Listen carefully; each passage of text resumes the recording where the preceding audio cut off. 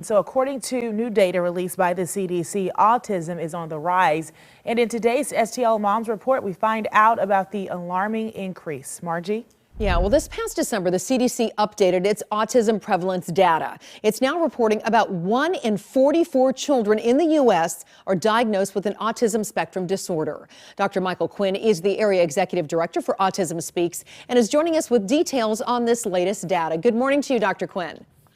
Good morning, Margie. Yeah, you know, when you hear 1 out of 44 kids, it is startling. These children come from various backgrounds as well, right? Correct. So the current number is 1 in 44, Margie, represent children from various racial, ethnic and socioeconomic groups. And I think it's important to give a bit of a historical context to the numbers. So in the year 2000, the federal government introduced a bill, the Children's Health Act, which required statutory bodies such as the CDC to start beginning the process of collecting data. And at that time, the proportion of children impacted by autism was 1 in every 150. And in the last 20 years, we've seen a steady increase. So if we're looking at the data from a percentage point, since 2000, we've seen a 241% increase in autism spectrum disorder.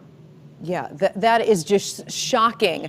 And in this data that came out in December, Dr. Quinn, 1 in 27 boys were identified with autism, 1 in 116 girls identified. So boys are 4 times more likely to be diagnosed than girls. Why do you think that is? That's a good question, Margie. There are various possible explanations for that gender distribution difference. You know, from a behavioral perspective, generally speaking, boys tend to manifest their behaviors externally, which means that they're more visible to the parents, the teachers, and general clinical practitioners. And we know also from research that girls tend to, generally speaking, internalize their behaviors, so they're not as visible to their male counterparts. Yeah, I want to get back to that 241% increase that you talked about from 2000 on up to December of 2021. What can be attributed to that skyrocket in cases, do you think?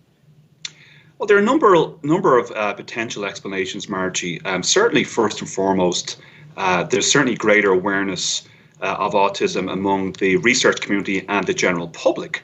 But I think something is worth noting.